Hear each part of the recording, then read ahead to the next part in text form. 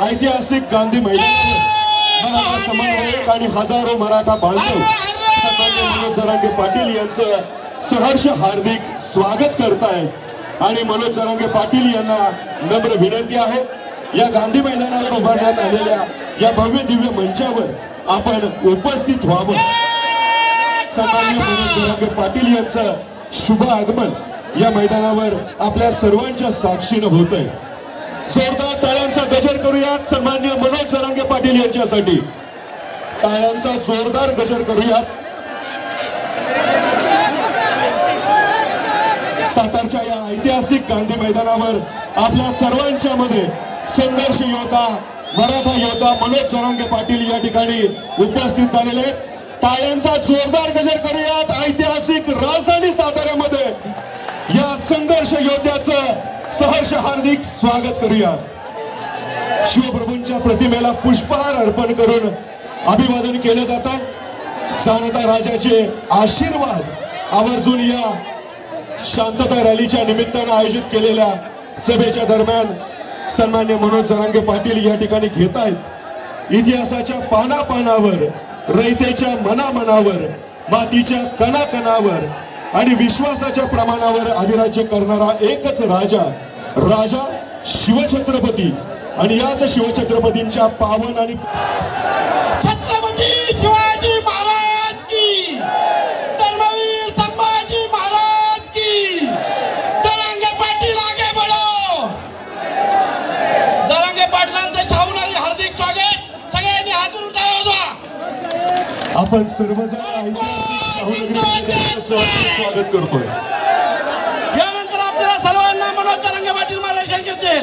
कृपया सर्वांनी शांतता ठेवा, सहकार्य करा, कोणतीही गडबड गर्दी न करता शांततेत या संपूर्ण छत्रपती शिवरायांच्या पादस्पर्शाने पवित्र झालेली पावन झालेली सातारा राजधानी भूमी आणि सातारा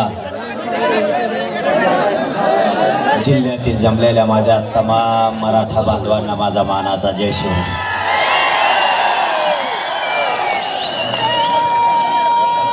चालू कर की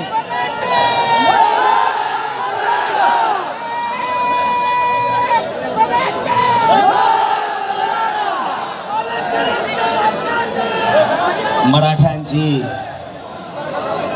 आरक्षणाची लढाई आता 11.5 महिन्यापासून सुरू आहे। सातत्यानं ही मराठा आरक्षणाची लढाई 11.5 महिने झाले मायबापावर सुरू आहे। ही कोण्या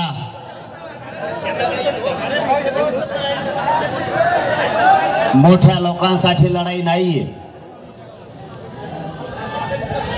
माझ्या मराठा समाजानं गरजवंत असणाऱ्या गरीब मराठ्यांसाठी ही लढाई उभा केलेली।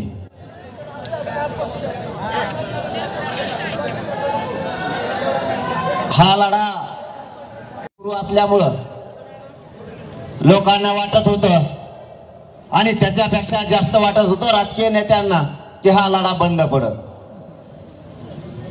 11.5 महिने या देशात आतापर्यंत कुठलाच लढा सातत्यानं चाललेला नाही आणि इतक्या लाखानं लोक त्याच्या सहभागी थोडेही कमी होत आहेत। हा पहिला लढा आहे।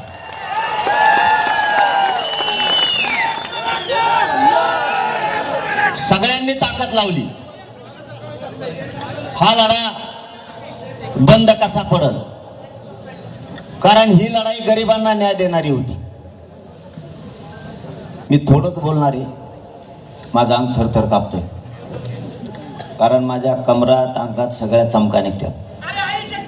माझा त्या उपोषणामुळे ह्या शेवटच्या उपोषणामुळे लय हाल झाले, पण मी माझ्या मराठ्यांना उघडं पडून द्यायचा नाही म्हणून जीवाची बाजी लावून पुन्हा मैदानात उभा राहिलेलो। यांना तेवढंच पाहिजे की मी कधी बाजूला हटतोय याची ते वाट बघताय, कारण मी हटलो की त्यांचं साधलं। त्यांनी अगोदर एक काम करून बघितलंय मायबाप मराठ्यांना। त्यांनी पहिलं काम केलं, ओबीसीचे छगन भुजबळ ते नेते माझ्या विरोधात घालून बघितले। पण त्या छगन भुजबळचा काटाच केला नाही.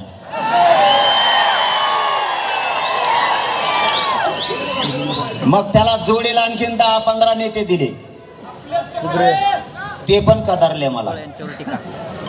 मग आता देवेंद्र फडणवीसांनी दुसरी चाल केली.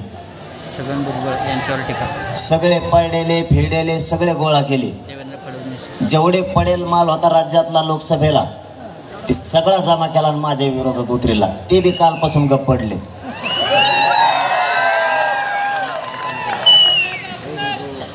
माझी फक्त मराठ्यांना या सातारा राजधानी नगरीतून महाराष्ट्रातल्या मराठ्यांना आव्हान आहे. जर मराठा समाजाला न्याय द्यायचा असला तर तुम्हाला घराच्या बाहेर पडावं लागणार आहे. तुम्हाला जर राजकीय नेत्यांचा दबाव घ्यायचा असला, ए काय चाललं तुमचं दोघाचं कमन, काय चाललं की तुमचं दोघाची फाईट, आरक्षण वाटप हे का? जाऊन द्या, मी आहे ना, सगळ्यालाच आत घेतो मी आरक्षणात. याच्यात काय कामाचं आहे? आला याच्यात काय नाही, याच्यात काय नाही. खरं सांगतो मी, इथं काय नाही. इथं बसून दमलेलो होतो आपण 42 वर्ष याच्यावरच बसलो. त्याच्यात जितकी मजा येऊन बसायची ते कशातच नाही. पण आता हे काय माझ्या गळ्यात गुंतून घेतलंय मी, मला हलता येईना सोडता येईना. पण मी बी बहादर आहे. तुमच्या रक्ताचा क्षेत्रीय मराठा आहे. आरक्षण घेतल्याशिवाय हटतच नाही मी बी.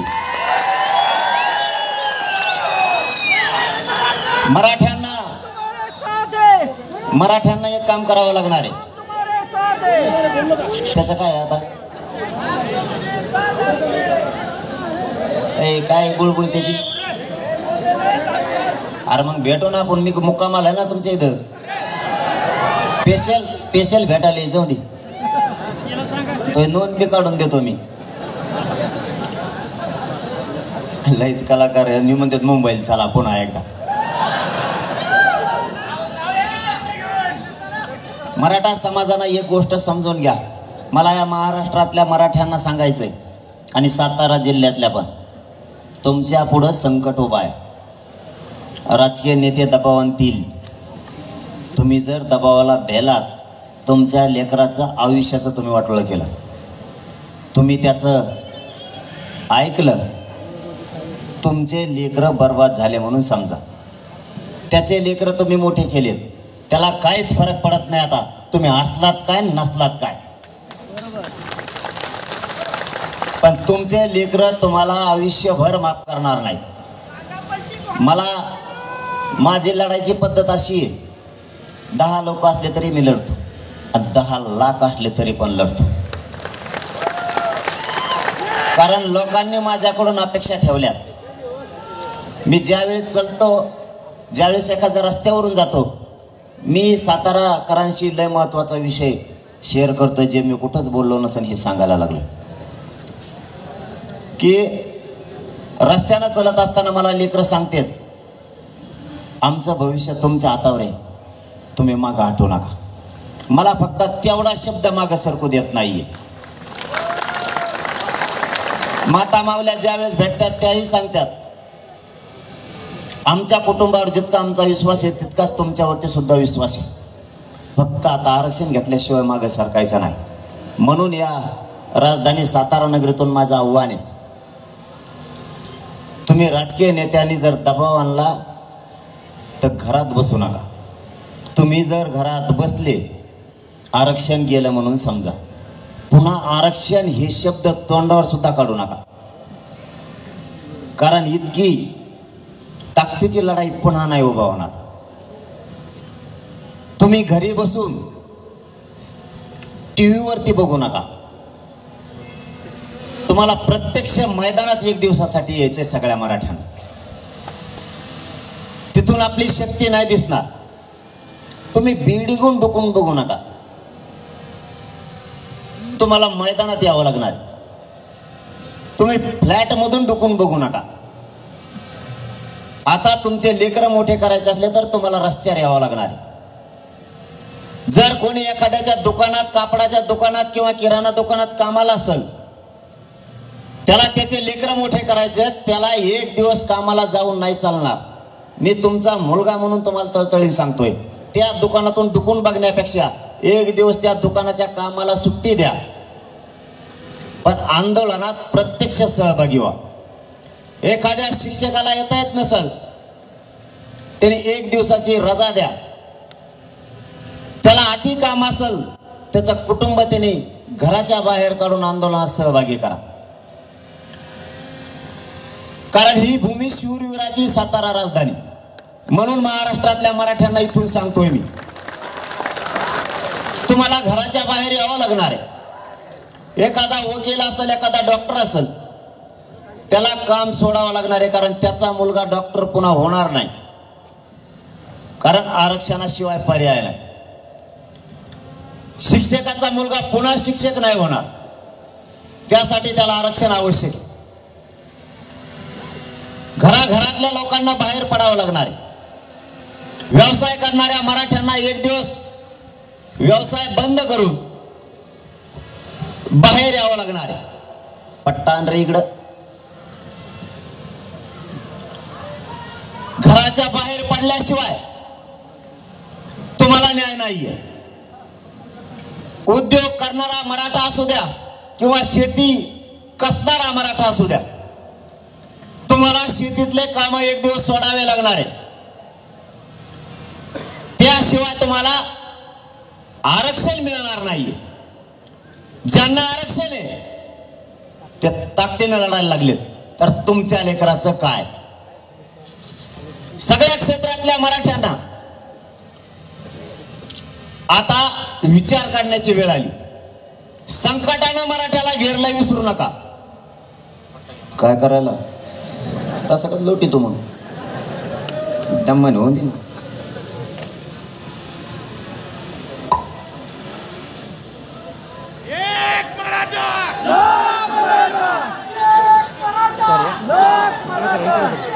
मोडी त्यान मला बस बस बस बस आहे. तो ताकद आहे का काय?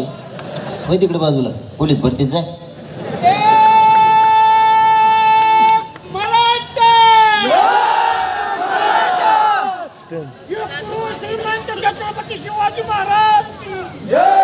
आपल्या पुढं संकट उभा केलेत. एक 15 मिनिटासाठी फक्त शांतते नाही का? सरकारनं संकट उभा केलेत, मराठ्यांच्या काही नेत्यांनी सुद्धा संकट उभा केलेत, सत्ताधाऱ्यांनी पण केले. संकट तोडायची जबाबदारी सगळ्यांची. तुम्हाला घरं सोडावे लागणार आहेत. ही लढाई गरजवंत गरीब मराठ्यांच्या जीवावरती हे आंदोलन उभा आहे. तुम्ही जर एक दिवस काम सोडले तर सरकारवरती दबाव निर्माण होणार आहे, आणि त्यातून मराठ्यांना न मिळणारं ओबीसीतून आरक्षण मिळणार आहे. तुम्हाला जर आरक्षण काय पुन्हा एकदा बघायचं असलं, आपण आपल्या लेकराला फक्त 1 घंटा जवळ घेऊन बसा आणि त्यांना आरक्षणाची किंमत विचारा. ती मुलगा किंवा ती मुलगी तुम्हाला आरक्षणाची किंमत सांगेल काय? कारण अशी संधी मराठ्यांना पुन्हा येणार नाहीये. आणि हेच मराठ्यांच्या लक्षात आलं की ही संधी मराठ्यांना आली. मराठ्यांनी ही ओबीसीतून आरक्षणाची लढाई जिंकायची. जसं मराठ्यांच्या लक्षात आलं तसंच ओबीसीच्या नेत्याच्याही लक्षात आलं की मराठ्यांना आरक्षण मिळू द्यायचं नाही. आरक्षणामुळं आपण श्रीमंत झाले, आपल्या पोरांना नोकऱ्या लागल्या. मराठ्यांच्या पोराला जर नोकऱ्या लागल्या तर ओबीसी नेत्याचे आणि कारण त्यांनी आता लोकसभेला बघितलंय, त्यांच्या प्रचाराला कुणीच नव्हतं, त्यांचे तेच होते. यावेळेस त्यांचे एवढे हाल झालेत प्रचाराला आणि पॉम्पलेट चिटकायला. त्याने आत्याचे पोरं मावशीचे पोरं गोळा करून आणले. मेवना आता मेवना एकच आहे, 2-2, 4-4 बी नाहीत त्यांना. त्यांची एवढी फजिती झाली, तुम्हाला वाटल्यास व्हिडिओ टाकितो मी. एक दिवस एक उमेदवारच पॉम्पलेट चिटकीत होता स्वतःच. एवढी हाल त्यांचे मराठ्यांच्या पोरांनी केलेत. समजून घ्या, आरक्षण मराठ्यांना मिळवून द्यायचंय, ते द्यायला तुम्हाला बाहेर पडावं लागणार आहे. कारण मराठ्यांना त्रास आहे, मराठ्यांच्या लेकराला त्रास आहे. सरकारनं न मागितलेलं 10% आरक्षण आपल्याला दिलंय आणि मराठ्यांचं EWS सुद्धा रद्द केलंय. मराठ्यांना कुणबी प्रमाणपत्र निघायला लागलेत, त्याचीही व्हॅलिडिटी होत नाही. जाणून बुजून जातीयवादी अधिकारी व्हॅलिडिटी होऊ देत नाहीत. तुमच्या साताऱ्यात जसं आहे तसंच महाराष्ट्रात सुद्धा आहे. पण आम्ही सोडत आणलेत प्रश्न बाकीच्या जिल्ह्याचे. साताऱ्याचा आज कळाला की तुमची व्हॅलिडिटी होत नाही. त्यांनी जर ह्या 8 दिवसात नाही केले ना साताऱ्याच्या दाखल केलेल्या व्हॅलिडिट्या, मग दाखवतो कचका मी ते धरल्या अधिकार.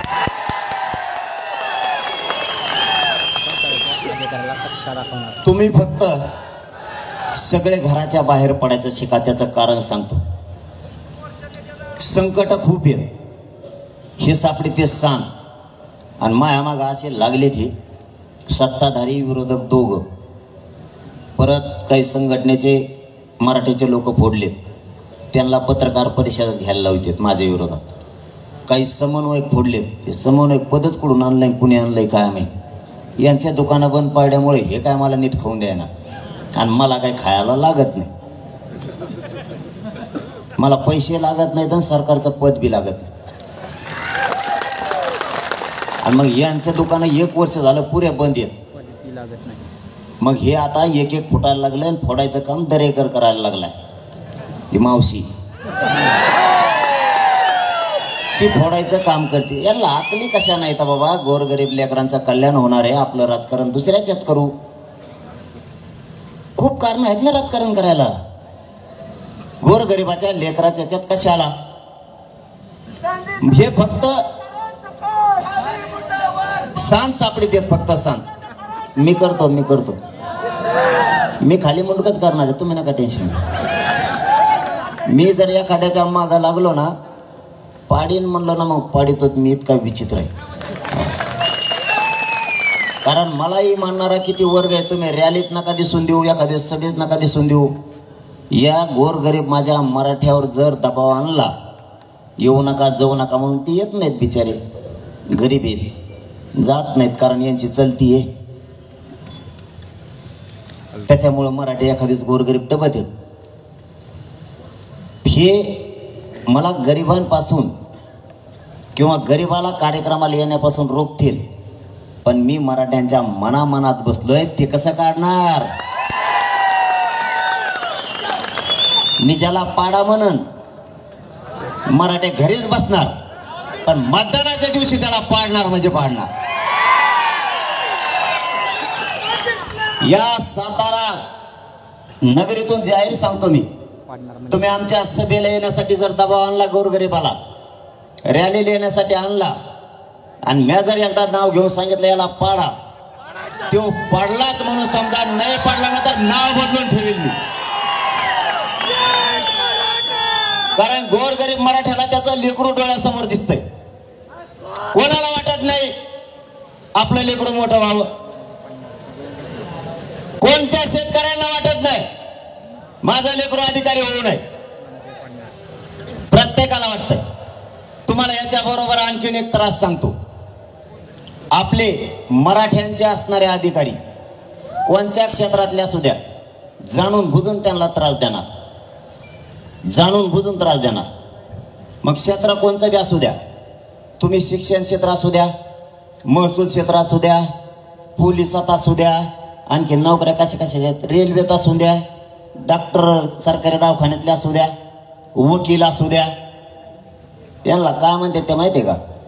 जर काम नाही केलं का, काम कर. नाही ते जर बसत नसलं, ते जर म्हणला नाही तू मराठ्याचा म्हणून करीत नाही कामचं, बघा याच्यात मराठ्याचा काय संबंध आहे? डायरेक्ट जातीवर येणार. तुम्हाला एक काम सांगतो, मी बी तेच करतोय आणि तुम्ही पण तेच करायचं. इथून पुढं मराठ्याच्या अधिकाऱ्याला त्रास दिला की त्या अधिकाऱ्यांच्या बाजूला मराठ्याने उभा राहायचं. इथून पुढे त्यांच्या काय बापाची पेंड आहे का? कोणी येतं कसलं येतं दहशत आहे. आपल्या अधिकारीने आपले चांगले घराणे जर संपले आपल्याला कोणीच विचारणार नाही. त्यांच्या पाठीशी उभा राहा, कारण ते त्यांच्या पाठीशी उभा राहतात म्हणून त्यांचं काय होत नाही. आपण नुसते बघायचे भूमिका घेतो, मजा नुसते मजा बघतो. होती का बढती आपली? आपल्या अधिकाऱ्यांच्या बढत्या झालेल्या कवा बघितल्या का?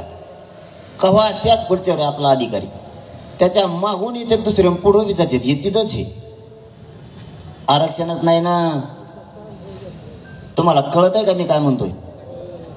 आपले अधिकारी बसले त्याच जागेवर आहेत. आपले शिक्षक सुद्धा काही बघा त्यांना आणखीन पगारच नाही. कारखान्यात ज्यांनी ज्यांनी आपले मराठ्यांचे लोक लावले त्याला आणखीन पगार नाही, ते परमनंटच झालं नाही. ते मथर झालं आणि त्याचा पोरग सुद्धा मथर झालं बिगर लग्नाचंच, तरी पगार नाही. मराठ्यांना आरक्षण नसल्यामुळं प्रत्येक जागेवर मराठ्यांची गळचेपी केली जाते, त्यांना त्रास दिला जातो. तीच परिस्थिती आत्ता आहे. आता आरक्षण आपण टप्प्यात आणले. तुमच्याकडे न निघणारा सातारा जिल्ह्यात सुद्धा भरपूर नोंदी निघाल्या. हे मराठ्यांच्या एकजुटीचं यश आहे. तुम्ही जर एकत्र पुन्हा नाही आले तर यांना सापडते सांग. थोडे तुम्ही कमी आले हे डायरेक्ट सुरू करतात. एक अर्ध जण येते लय नाही तर जातीवादी असणारे, अत्यंत मराठ्यांचा द्वेष असणारे लगेच लिहायला चालू करतात, नाही तर मग बोलायला चालू करतात. त्याच्याकडे दोन काम आहेत. एक दोघं जणच आहेत ते. आमच्यातून एखादा फुटला की त्याने नेऊन बसेलाच लगेच बाईट सुरू त्याची. त्याचं ध्येनच तेवढं 11 महिने झालं, दुसरं काहीच काम करीत नाही ते. नाही दुसरंच नाव आहे काय तर त्याचं, कोणाचं नाव नका घेऊ. त्याचं घ्यायचं तेव्हा घेईन. त्याला म्हणा दिवस बदलत असते. ज्या टायमाला दिवस बदल त्यांना त्या टायमाला मराठी बी काय असते तुला दाखव. आज देवेंद्र फडणवीसने सांगितलं असं तुला असं मन म्हणून, पण देवेंद्र फडणवीसला बी त्याच्या संग आता एक दस्तीने 2-2, 3-3 दस्त्या रुमाल आहेत खिशात घाम बसायला. कारण मनोज जरांगेला खेटायचा आणि ही लढाई गोरगरिबाची. पाणीच पाहिजे तवाच गप बसेल, त्याशिवाय गप नाही बसणार. त्यांनी काय केलं, उलची काय झालं लगेच हिनवायचं मराठ्यांना. मराठी येत नाहीत. आता आंदोलन गुंडाळायचं मागं दिसतंय. आंदोलन संपलं. अरे मी शेतकऱ्याचं पोरग आहे. मी आत्ता पण बांधावर बसून भाकर खातो. आत्ता पण मला लोक असले काय नसले काय, मी विडा काय उचललाय मराठ्यांना आरक्षण मिळून द्यायचं. 100 लोक असलं तरी मी सभा घेणार, रॅली घेणार, आणि 10 लाख असले तरी घेणार. आणि कुणीच नसलं तरी मी एकटा लढणार. कारण माझ्याजवळ शक्ती आहे, एक माझ्याजवळ हत्यार आहे, आमरण उपोषण. याच्यावर सगळ्याला आडू उभं पाडतो मी. लढणारच आहे ना. तरी पण तू कमून स्वप्न बघतो उगाच उगं बंदच झालं, चालू झालं, आता काही खरंच नाही राहिलं. तुला कोणी सांगितलं खरं राहिलं की नाही आमचं?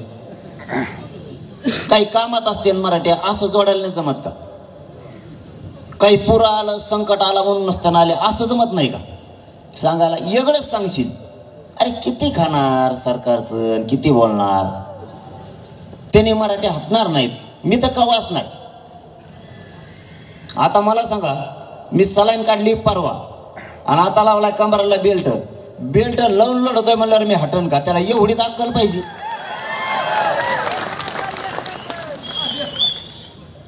काय लिहिल आणि काय बोलन त्याचा नियमच नाही. मला तुम्हाला फक्त या साताऱ्याच्या राजधानीतून महाराष्ट्रातल्या मराठ्यांना सांगायचंय, तुम्ही नाही आले की यांना सांग सापडते. हे मराठ्यांना हिनवायला, अपमानास्पद बोलायला चालू करते. तुमचं एक दिवस काम बंद झाल्यानं काही वाटलं नाही होणार. शेतकरी मराठ्यांपासून नोकरदार मराठा, व्यावसायिक मराठे सगळे बाहेर पडत जा. आणि उगाच बिल्डिंगून डुकून बघू नका. त्या शायनिंग मध्ये जगायचे दिवस नाहीत आता. लेकरं मोठे करावे लागणार नाही तर वरच्या ताळावर बसला का लेकरा सगळं काय वरच्या ताळावरच रशीन सुशिक्षित बेकार म्हणून. खालच्या ताळावर यायचं शिका आणि खालच्या ताळावरून रस्त्यावर यायचं शिका. तेव्हा आपल्या लेकराच्या अंगावरती आयस दर्जाची वर्दी दिसणार आहे तर तुमची शान वाढणार आहे. घरात बसून काय नाही होणार. सगळे मराठे घराच्या बाहेर पडत जा. एक दिवस तुमचा रिक्षा आणता रिक्षा बंद करा, तुमचा ट्रॅक्टर बंद करा, टेम्पो बंद करा, ट्रक बंद करा. नोकरीला जाणाऱ्यांना एक दिवस नोकरीला जाऊ नका, एक दिवसाची रजा द्या. कंपनीत कामाला जाणाऱ्या पोरांनी एक दिवस कंपनीत जाऊ नका. कंपनीच्या मालकांना सुद्धा एक दिवस बाहेर पडावं. त्याला लागत नसल पण खेड्यापाड्यात त्याचा कोणीतरी पाहुणा नातलग असणारे त्याच्या कामाला येईल. कोणाच्या तरी चुलते, कोणाच्या तरी काके त्यांच्या कामाला येईल. काही आजोबा आजी बोलतात की माझ्या कामाला नाही आलं तर माझ्या नातवाच्या कामाला येईल. हे आरक्षण कोणाच्या ना कोणाच्या तरी भविष्य घडवणार आहे, कोणाच्या ना कोणाच्या तरी पिढीचं कल्याण होणार आहे, कोणाची तरी मुलगी डॉक्टर इंजिनियर होणार आहे, कोणाचा तरी मुलगा IAS IPS दर्जाचा अधिकारी बनणार आहे. या कामासाठी आरक्षण लागतंय. तुम्ही जर शेतात बसून मोबाईलवरच काय सभा चालली बघितली तर त्याची धग सरकारला कळणार नाहीये. तुम्ही घरी बसून तुमच्या फ्लॅटवर बसून तुमच्या बंगल्यात रूमवर बसून तुम्ही जर आंदोलन टीव्हीवर बघितले तर सरकारला मराठ्यांच्या आंदोलनाची धग कळणार नाही, मराठ्यांचा आक्रोश लक्षात येणार नाही. मराठ्यांनी चुकीचं पाऊल पडू देऊ नका, यांना बोलायला संधी देऊ नका. मी तळतळीने या राजधानी साताऱ्यातून महाराष्ट्रातल्या मराठा समाजाच्या पायाला हात लावून सांगतो, सगळ्यांनी घराच्या बाहेर पडा. घर सोडल्याशिवाय, आंदोलनात सहभागी झाल्याशिवाय मराठ्यांना आरक्षण मिळणार नाही किंवा हे मिळू देणार नाही. यांना मी जिरीस आणलंय, यांनी मला उघडं पाडायचं ठरवलंय. सगळ्या टोळ्या यांनी माझ्या विरोधात उभा केल्या. ह्या टोळ्या जर आपल्याला मोडायच्या असल्या तर तुम्हाला आणि आम्हाला रस्त्यावर यावं लागणार.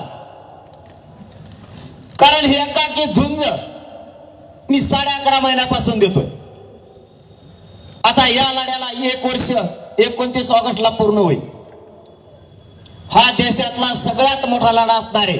1 वर्ष मराठ्यांचा सातत्यानं लढा चालला आणि तितकेच लाखाने लोक त्याच्यात सहभागी आहेत. ही देशातला सगळ्यात मोठा लढा आहे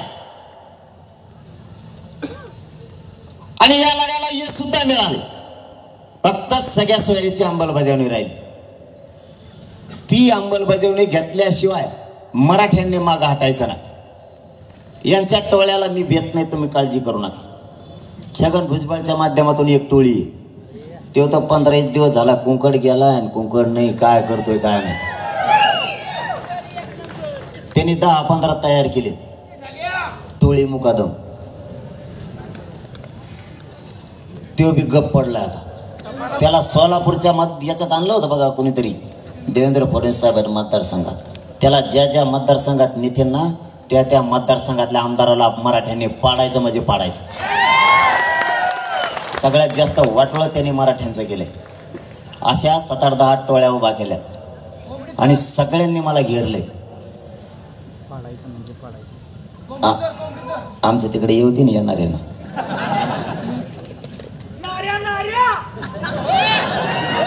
तुमच्याच पाय त्याला हो.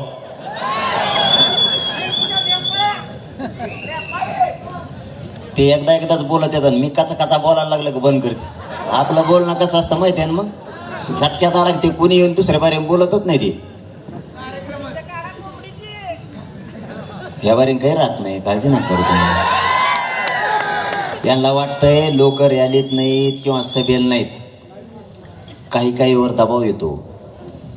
गरीब माणसं असतात आपली, काही गरीब असले तरी कोणालाच मोजित नाहीत, ते बोटालाच काढताय पायातलं. पण त्यांच्या मनात आरक्षण बसलं. हृदयातला माझा विचार त्यांच्या कोणीच काढू शकत नाही, या देशातला कोणीच. मी नुसतं तिकडून सांगितलं नाव घेऊन, याला पाडा घे, पाडाच.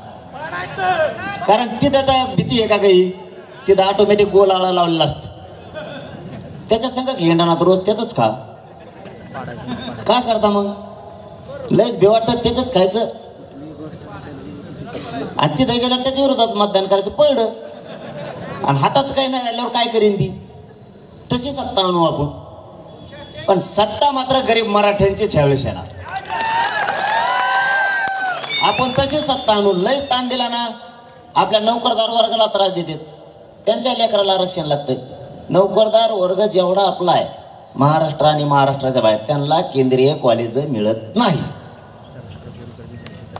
बढत्या होत नाही आरक्षण पाहिजे असलं त्याला जर बेवाटत असलं तर त्याने घरच्याला सांगायचं आमका चिन्ह आहे बा तिथे गेल्यावर कुणाला काही दिसत नाही गप्पा गप दाबेव आपण म्हणून दुसऱ्याने मतदान टाकलं असं मी नाही टाकलं आणि सगळ्यांना तसंच ढकलायचं एकामेकावर त्याला म्हणायचं मी तुम्हालाच केलं पण ते नसन केलं मी रोज तुमच्या संघ म्हणायचं आमच्या बीडकड तिकडं मराठवाड्यात तुमच्या इकडं बी तेच मोजामोजी चालू आहे सध्या ते नुसते म्हणतात माझ तुम्ही इतके जण व्यासपीठावर होतात कसं काय पडवर मी ते म्हणला मी केलं पण त्यांनी काय माहित केलं नव्हतं नुसते एकामेकावर ढकली देत ते म्हणते जाऊन दे आता बेरेज लावण्यापेक्षा पडत आहेच मी आता कुठं तो आहे नदी लागतो हीच भूमिका महाराष्ट्रात 288 होणार पाडायचं म्हणजे पाडायचं सोडायचं नाही किती त्रास देतात बघू आणि एकदा त्याच्या संग राहा सगळ्या पाहुण्यांना आपण फोन करून सांगा सगळ्या मित्राला फोन करून सांगा आतापासून तयारी सुरू ठेवा जर आपले उभा करायचे ठरले तर 100% मराठ्यांनी मतदान करायचं 100% ज्याला लय भिवाटतं नेत्याचं त्याने त्याच्याच संग राहा पण मतदान करायच्या दिवशी जो आपला उमेदवार आहे मराठ्यांची शान वायाला जाऊ देऊ नका मराठ्यांची शक्ती वाढली पाहिजे इतका ताकदीनं मतदान करा ना पुढचा म्हणला पाहिजे इतकी मायासंग गर्दी होती मी पडच कसा बाकीचे आमच्या तिकडे बी 25-25 वर्ष न पडलेले पडलेत बरं का पडले का नाही आणि तुमच्या पश्चिम महाराष्ट्रातल्याने बी बऱ्याच जणांनी मदत घेतली पण ते आता बदललेत ते बी आता बदललेत नाही तर त्यांनी सुद्धा मदत घेतलेली आता त्यांना पक्ष मोठा वाटायला लागला तुमच्या पश्चिम महाराष्ट्रातल्या काही लोकांना त्यांना गरीब मराठे मोठे नाही वाटायला लागले त्यांनी उभा केलेले पाडू आता विधानसभेला काय करता मग आता पण तुम्हाला पश्चिम महाराष्ट्रात विदर्भात मराठवाड्यात आणि खानदेशात 100% सीटं पडलेले दिसते ना शब्द आहे माझा सातारा नगरी मुंबई नाव का नाही घेतलं तर मुंबईत सेटिंग लावणं सुरू आहे आमचं तरच असतं अरे मुंबईत हा बघ मोग का पाण्यात नसतो आपण जिथं ताकद आहे तिथंच बोलावं बळच कोणाला आव्हान नाही महाराष्ट्रातून मुंबईत गेलेले कोणत्या मतदारसंघात किती गेलेले हे बघणं चालू आहे आमचं जर बरंच असलं तर सीट उभा करायचं आणि बरंच नसलं तर निर्णायक ठेवायचं पाडायला मोकळे आणि प्रत्येक मतदारसंघात मुंबईच्या 20-30 हजार आपले नमुने गेलेले आणि त्याच्यात परत मुसलमान आपल्या जोडीला आहे मी जर इकडून पाडा म्हणलं ते तिकडून म्हणते पाडो असं जोड जमलाय देवा आता मुसलमान मला भेटले ते मध्ये पाटील एवढी बार पाडो म्हणलं पाडो तो पाडो मग जाऊन देईन काय नुसते पाडापाडीच तुम्हाला मुंबईत सुद्धा कार्यक्रम लावलेला दाखवतो फक्त 1 महिना वेळ द्या मला कारण लोक आतून पेरलेले आपण गेले हुशार येतोय इकडे कार्यक्रम लागला त्यांचा मराठवाड्यात पश्चिम महाराष्ट्रात विदर्भात त्यांनी लोड घ्यायचाच नाही कुणबी मराठे सरळ सांगतात आम्ही कुणबी जरी असलो तरी मराठे कुणबी म्हणजे शेती कसणारे प्रत्येक मराठा हा शेतकरी त्यामुळे विदर्भातले बी आता खवळून उठले ते बी ऐकत नाहीत आणि असा मतदारसंघ नाही या राज्यात की तिथं 50,000 मराठ्यांचं मतदान नाही 50,000 लीड तोडणं सोपं आहे का आणि मग मी काय सांगितलं आता आणि मग काय आणतोय आता पट्टा लावून दबाव आणि कसा का आणू आता लय झालं ती एकदा मुंबईत चक्कर मारून येऊ बा एक लय झालं ती एक चक्कर मारू काय करता मग आता नसले ऐकत तर मराठे सगळे एक झालेत आता गिरीश महाजनांच्या मतदारसंघात 1,36,000 नुसते मराठे ये बर म्हणा कस काय निवडून येत होती परळी मतदारसंघात 1,14,000 नुसते मराठे आता मला सांगा हे जे मतदारसंघ आहेत मराठ्यांना त्रास दिलेले हे पाडायला पाहिजेत का नाही? नाही त्रास देणारा ठीक आहे बाबा, ते ओबीसी असताना पण आपल्या विचाराचं असल्यावर हरकत नाही, त्याला निवडून देऊ, कारण मराठी जातीवाद करत नाहीत. पण विरोध करणाऱ्याला ठेवायचं कशाला? आणि असे मतदारसंघ आहेत की तिथे 40-40, 50-50 हजार मतदान मराठ्यांचं आहे. 50,000 लीड तोडणं सोपं आहे? अरे आमच्या तिकडं एका जिल्ह्यात 5,000ची लीड तोडायला इतका पेस पडला होता. सोपं नाही, एवढे सोप्या गोष्टी नाही त्या. जातीवाद इतका भोवत असतो, त्यासाठी जातीवादी राहायचं नाही माणसाने. सगळं आरती नाही राहत. मी तुम्हाला खरंच सांगतो, मी जर म्हणलो ना त्याला निवडून आणा तरी मराठी पाडणार आहेत. हां, काय म्हणणं आहे तुमचं? इतके बिघडले तिथले मराठी, ते माझ्याकडे येतील. आता काय लक्ष देऊ? तुम्हाला सांगितलं ना मी, मराठ्यांच्या यांनी जरी रॅलीला लोक नाही येऊ दिले, सभेला नाही येऊ दिले पश्चिम महाराष्ट्रात, मराठ्यांच्या हृदयात बसलेलो मी. माझा विचार तुम्ही कधीच काढू शकत नाही. मराठे घरी राहतील, पण मी नाव सांगितलेला उमेदवार तुम्हाला कोणत्या पक्षाचा सुद्धा पडल्यालाच दिसत, पडल्यालाच दिसत. आणि तुम्हाला ते तुमच्या लेकरासाठी पाडायचं आहे, तरच आरक्षण मिळणार, नाही तर आरक्षण मिळत नाही. आपले लोक तिथे गेल्याशिवाय विचाराचे आपल्याला न्याय नाही मिळणार. आज सगळेच फक्त नेते नाही. धनगर बांधवांचा आरक्षण इतकं लावून कुणीच धरलं नसेल, इतकं मी लावून धरलंय. कोण म्हणणार धनगर बांधव मराठी एक? धनगर बांधव आणि मराठा बांधव कधीच फुटू शकत नाहीत. मुस्लिम बांधव, दलित बांधव गाव खेड्यातला कधीच फुटू शकत नाही. 12 बोलतेदार सुद्धा नाही. अरे बाबा, आम्हाला रोज एकमेकात राहायचंय. हे बघा, काढला विषय म्हणून सांगतो, आत्ताही गावखेड्यात मराठ्यांचं त्यांच्याशिवाय दखत नाही आणि त्यांचंही मराठ्यांशिवाय दखत नाही. आत्ताही आम्हाला दोघाला एकमेकाला गरज लागते. ही का वयाच्या मदतीला? हे राहते सागर बंगल्यावर, आम्ही राहतो इथं. अचानक गरज लागली आम्हाला 700-800 रुपयाची, तर त्याला 700 रुपये मागता येत नाही. तो एवढा मोठा माणूस, त्याच्याकडे जायचं म्हणलं 1,500 पोलिस ओलांडून जावं लागतं. किंवा मराठ्याला जर 500 रुपये लागले तर आम्हाला धनगराला नाही तर मुसलमान नाही तर दलिताला मागायचे. किंवा 12 बोलतेदारांना, मुस्लिमांना, धनगरांना पैसे लागले तर त्यांनी मराठ्याला मागायचे किंवा मराठ्याने त्यांना मागायचं. आमचं धकतच नाही. चहा प्यायला जरी बसलो तरी आमचं धकत नाही. आम्हाला रोज एकमेकाच्या तोंड बघायला लागते. आमच्या सुखादुखात आम्हाला एकमेकाच्या राहावं लागतं. तुमच्या नादी लागून आमचं भागणार नाही. आणि मराठ्यांच्या लक्षात आलं, ओबीसींच्या लक्षात आलं.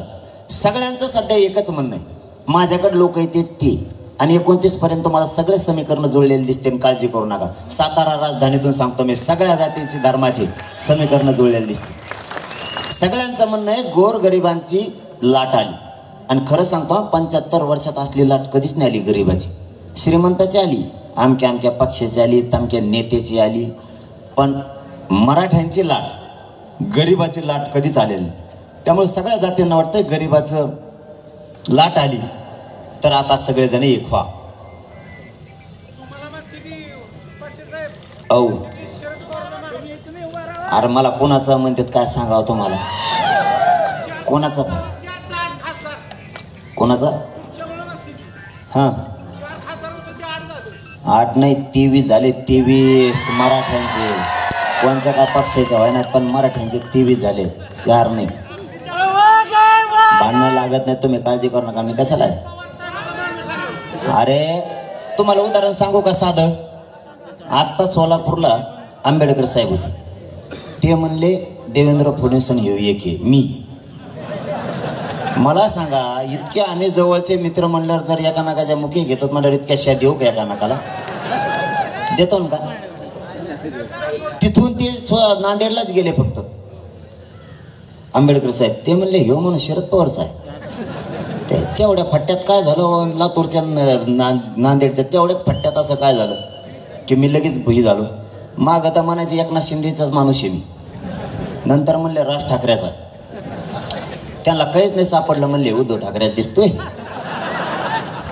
मग उद्धव ठाकरे नाही सापडला, ते म्हणले बहुतेक काँग्रेसचा हात दिसतो याच्या मागं. अरे यांच्या लक्षातच आहे ना, मी माणूस आहे मराठ्यांचा आणि माझा मालक फक्त मराठा आहे. मग मी जर त्यांचा असतो लोकांच्या गाडीत बसलो असतो. मला बसायला लोकांचीच गाडी.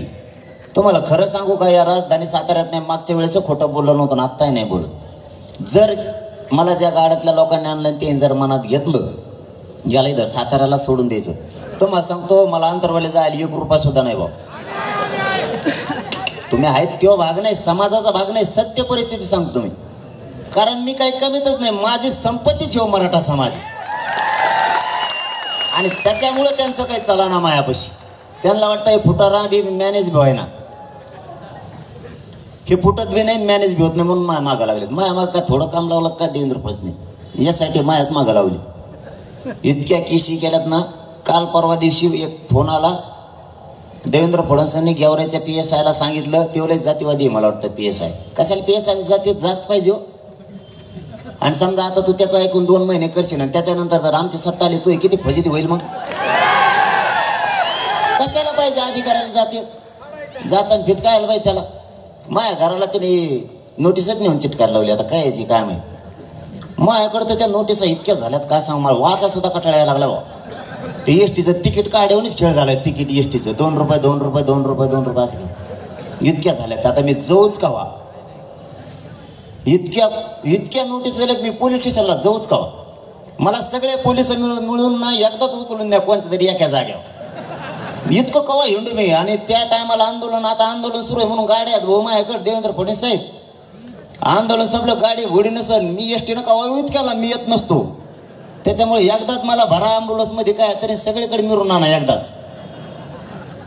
कारण त्याच्यानंतर जर डाव असला तुमचं आंदोलन बंद झाल्यावर हे केशी सगळ्या काढू, मी येत नसतो. आता गाड्या आहेत म्हणून जातो मी, नाही तर मला पोलिसलाच न्यायला यावं लागत आणि सोडायला पोलिसालाच यावं लागत. कारण आपल्या तो काहीच नाही, पैसा नाही, पाणी नाही, 7-12 नाही, काहीच नाही. जामीन करणारे सुद्धा कतरले साहेब मला. ते म्हणते तिथं जावं तर तिकीट आपल्याच पैशाने लावायचे, जामीनदार आपणच, 7-12 20 रुपये आपणच द्या, वरून याला की यायची जायची खर्ची द्या, परत वाटाण्यात जेवायचं म्हणलं तर याला पुरी भाजी खाऊ बी घालायला लागली. म्हणजे जामीनदार सुद्धा मला कदारले. आणि मी इतका कट्टर निष्ठावान म्हणून सरकार बी मला कदारलं. कारण त्याला वाटतं याला आरक्षण द्या, नाही तर या आफत आपल्या टकोरीवर बसली. याने आता 23 पाडलेत, ह्या वेळेस 113 आमदार 100% पाडणार म्हणजे पाडणार.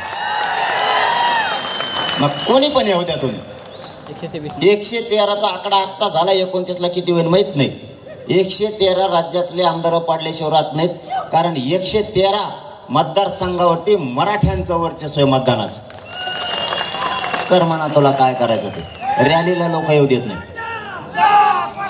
तुमच्या इथला बी आमदार बोललेला ऐकायला मिळालं मला.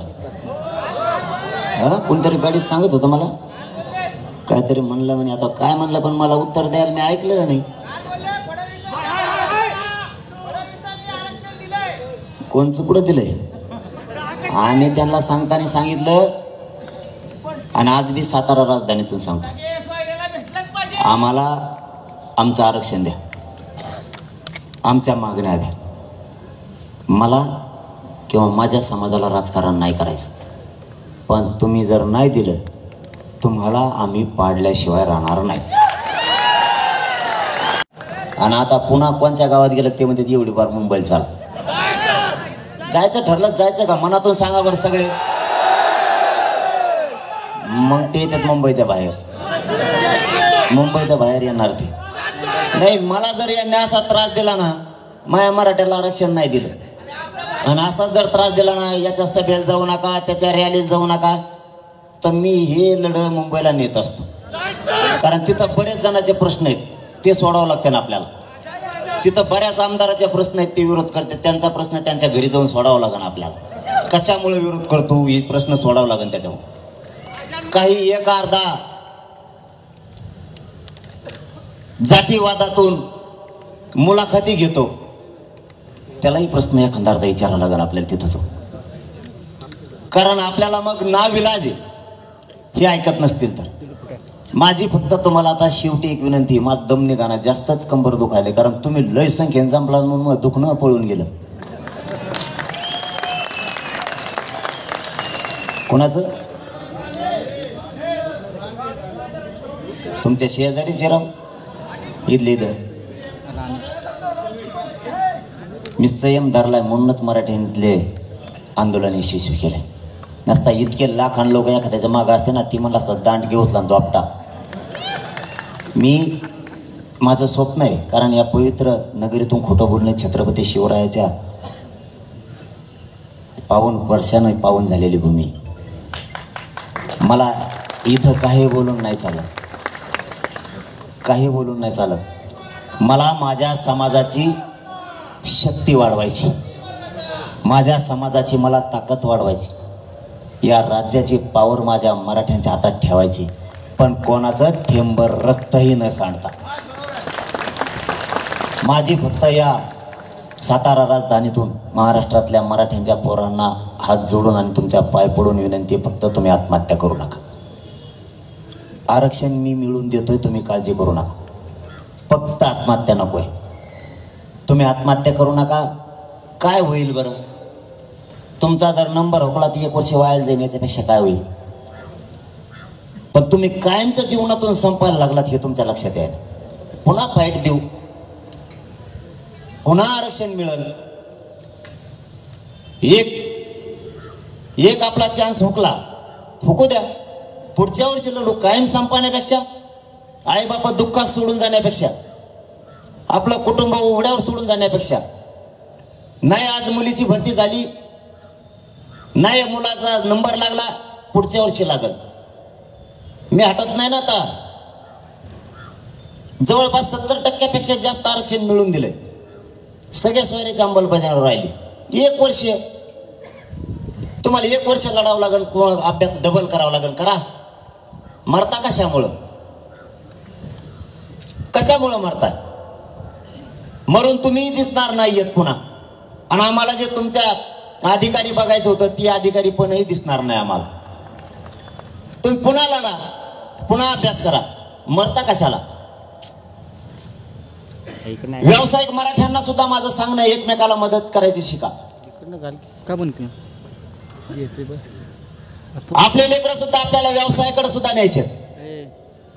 एक मराठा व्यावसायिक उद्योगी झाला म्हणजे त्याने बाकीच्याकडे सुद्धा लक्ष असू द्या. छोटे मोठे लोक सुद्धा उभा करायचे आपल्याला. आरक्षणातून आपल्या अर्धी पिढी उभा राहील, व्यवसायाच्या माध्यमातून अर्धी पिढी उभा राहील. एकमेकाला मदत करायचं शिका. बाकीचे लोक एकमेकाला मदत करायला लागलेत म्हणून ते संपत नाहीये. आपण एकमेकाला मदत करत नाही म्हणून आपण रिवर्स यायला लागलो. आपल्यात राजकारणाची जी सवय लागली ती थोडी कमी करा आणि आपली जात कशी मोठी होईल यासाठी प्रयत्न करा. मी स्वप्न घेऊन बाहेर पडलोय. आता करोडो मराठ्यांना आयुष्याचं आरक्षण द्यायचं. आता शेवटी जाता जाता माझी विनंती तुम्हाला, आपल्या लेकराला आयुष्याचं आरक्षण द्यायचं. तुम्ही राजकारणी लोकाला आणि राजकीय पक्षाला आयुष्याचं दिलंय, तो आयुष्याचा करोडपती होऊन बसलाय. त्याचे मुलंही झाले, त्यालाही 10 पिढ्या सरणार नाही इतकं त्याच्या जवळ आहे. तुम्ही निवडून दिलंय म्हणून तो मंत्री झालाय, आमदार झालाय. तुमच्या लेकराच्या कार्यक्रमाला येऊ नको म्हणून तोच आमदार आणि मंत्री दबाव आणायला लागलाय. जिथं तुमच्या लेकराला आयुष्याचं मिळणार आहे म्हणजे तुम्ही त्याला आयुष्याचं दिलं. आज तुमच्या लेकराला आयुष्याचं मिळायची वेळ आली तर ते तुमच्या लेकराला आयुष्याचं मिळून द्यायला विरोध करायला लागलेत. तुम्हाला कायमचं आरक्षण मिळेपर्यंत तुम्हाला घराच्या बाहेर पडावं लागणार आहे. सगळ्यांनी घराच्या बाहेर पडा. घरी बसून बघू नका. नसता तुमचे लेकरं तुम्हाला माफ नाही करणार, पुढच्या पिढ्या तुम्हाला माफ नाही करणार आणि पिढ्या बर्बाद करायला कारणीभूत तुम्ही होऊ नका. आणि दुसरं सांगतो, 29 तारखेला सगळ्यांनी अंतरवालीला यायचं. सातारा जिल्ह्यातल्या प्रत्येक गावातल्या मराठ्यांनी आंतरवालीला यायचं 29 तारखेला आणि तिथं ठरवायचंय तुमच्या साक्षीनं पाडायचे का उभा करायचे. जो निर्णय होईल त्या निर्णयावर ताकदीनं काम करायचं. समजा शेवटचं सांगतो आता, मला दमच निघायला, जर उभा करायचं ठरलं मराठ्यांनी 100% मतदान करायचं. किती राजकीय पक्षांनी पोलिसांनी दबाव आणला तरी मतदानाला जायचं. कारण ते त्या टायमाला पोलीस गावात लावतात, गरीब माणसाला भे वाटतं पोलीस आले की, अजिबात भ्यायचा नाही. हा, मतदानाला म्हातारे माणसं सुद्धा उचलून न्यायची. 100% मतदान म्हणजे म्हातारे माणसं. एक काम. दुसरं काम 100% मतदान करायचं. तिसरं काम, त्या टायमाला हे राजकारणी लोक एखादा बाबा नादी देत आणि त्याला म्हणते तीर्थयात्रेचा रूट काढ, त्याला ट्रॅव्हल देतात त्या बाबाला. आणि आपल्या गरीबात अशी बातमी पसरीत येत की देवदर्शनाला तीर्थक्षेत्राला चला, आपला समाज आहे भोळा. म्हाताऱ्या माणसाला वाटतं चला वा देवधर्म करून येऊ. ते 5-50 हजार आपलं मतदान भरून नेत आहे तिकडं. तर आपण ठरलेलं पडलं आपलं सीट. इतके चालबाज लोक आहे ते. त्या टायमाला तीर्थयात्रेला एकाने सुद्धा जायचं नाही. मतदान झालं मग तीर्थयात्रेला जा म्हणा, 5 वर्ष माघारीची येऊ नको म्हणा, सगळे देवच करून ये, तवर हालायचं नाही. बोगस मतदान यांनी 10-20 हजार दुसऱ्या जिल्ह्यातले घातले, ते पुरे बाहेर काढायचे. आणि 5वं काम, फोनचा पूर्ण वापर 3 महिने एकमेकाला जाग करण्यासाठी करायचं. एकमेकाला जागा करायचं. एवढ्या वेळेस मुलासाठी जातीसाठी मतदान कर म्हणायचं. मुलं आणि जात मोठी झाली पाहिजे याच्यासाठी मतदान कर. आणि कोणी नाहीच ऐकलं त्याचे जावई सापडून ठेवा. सगळे जावईच नेऊन बसायचे त्याच्या पुढं, सासऱ्या पुढं जावई. कोणत्या पक्षात काम करीत असू द्या, काम करणाऱ्याला सुद्धा काम नाही करून द्यायचं नाही. कारण जात मोठी करायची असली तर हे पाऊल आपल्याला उचलावं लागणार. आणि जर पाडायचं ठरलं मग ते लय सोपं आहे. ज्याला पाड म्हणलं त्याला खापाचं मतदान आणायचं. ते पडच म्हणून समजायचं. जे काय ठरल ते. फक्त पुन्हा एकदा तुम्हाला आव्हान आहे, ज्या ज्या वेळेस समाजासाठी बाहेर पडायची वेळ येईल एका ताकदीनं बाहेर पडा. समाज घेरलाय, समाजावर संकट उभा केलंय. मला उघडं पाडायचा प्रयत्न केला यांनी. सगळ्याकडून सगळे तुटून पडलेत. कारण मी गोरगरिबांना आरक्षण मागतोय म्हणून. मी काय चूक केली? मी माझ्या गरिबांचे पोरं मोठे होऊ नये हे स्वप्न बघू नये.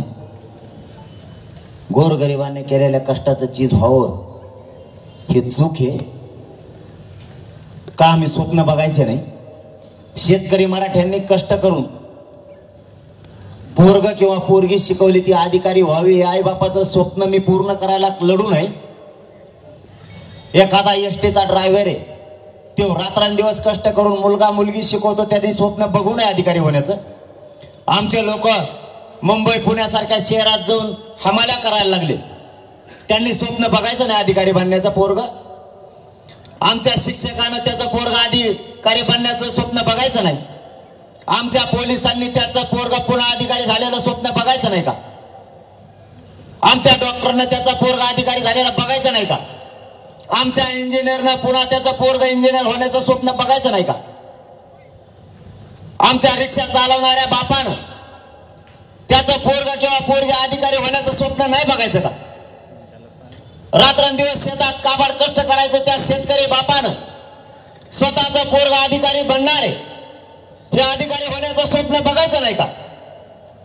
आताही लोकांच्या कंपनी पुढे शिपाई म्हणून काम करणारा माझ्या मराठ्याने त्याचं पोरग अधिकारी होय स्वप्न बघायचं नाही का?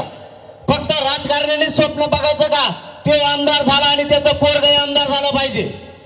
आणि तुमचे स्वप्न पूर्ण करायला आम्ही काय ठेका घेतलेला नाही. या राजकारण्याची काय जागिरी नाही त्यांच्या बापाची. माझ्या मराठ्यांचं स्वप्न पूर्ण करण्याची जबाबदारी तुमची आणि माझी. या राज्यातल्या गरीब मराठ्यांनी रस्त्यावर या, घरात बसू नका. सगळ्या मराठ्यांचं स्वप्न साकार करण्यासाठी ही लढाई. विनाकारण कारण सांगून आणि बहाणे सांगून कार्यक्रमापासून लांब राहू नका. या लोकांना बोलायला स्थान देऊ नका. हे लोक आपल्या समाजाला हिरवायला लागलेत, जातीवादी ठरवायला लागलेत. आपणास पद शब्द आपल्यासाठी वापरले जाते. आपण सगळ्यांनी भानावड्या, कारण जर जात संपली तर तुम्हाला आणि मला काहीच किंमत राहणार नाही. जर जात संपली तर माझी जात आणि माझ्या जातीचे पोरं संपू देऊ नका. या हात जोडून तुम्हाला सांगतो, एक दिवस काम बंद ठेवा. तुम्ही एक दिवस काम बंद ठेवल्यानं तुमचं काय वाटोळ होणार नाही. आणि झालंच तर या समाजासाठी तुमचं वाटोळ एक दिवसासाठी होऊ द्या, पण रस्त्यावरती या. कोणी घरात बसून मजा बघू नका. पाऊस आला तरी पण बाहेर पडा आणि कडक ऊन असलं तरी बाहेर पडा, कारण आपण शेतकऱ्यांचे पोर आहेत.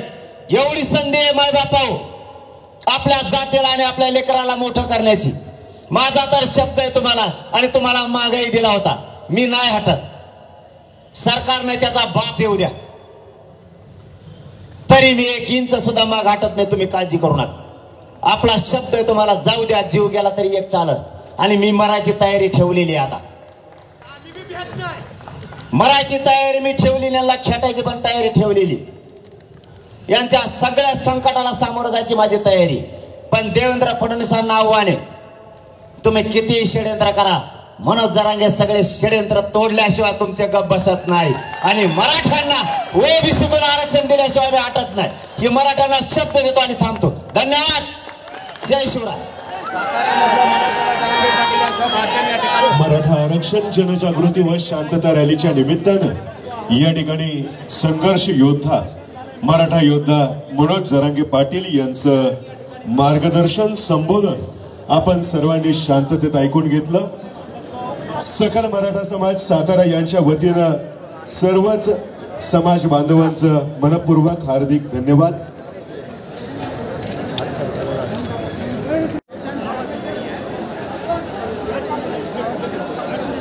कृपया स्टेज समोरच्या जिन्यासमोरील गर्दी कमी करा.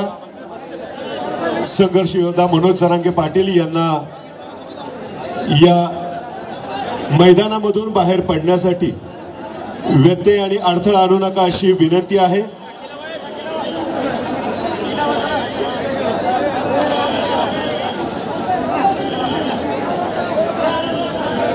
डी समोरील गर्दी कमी करा अशी सर्वांनाच सूचना आहे.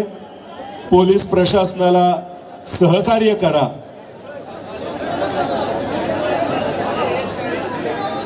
चला, पोलीस दलाच्या वतीनं ज्या सूचना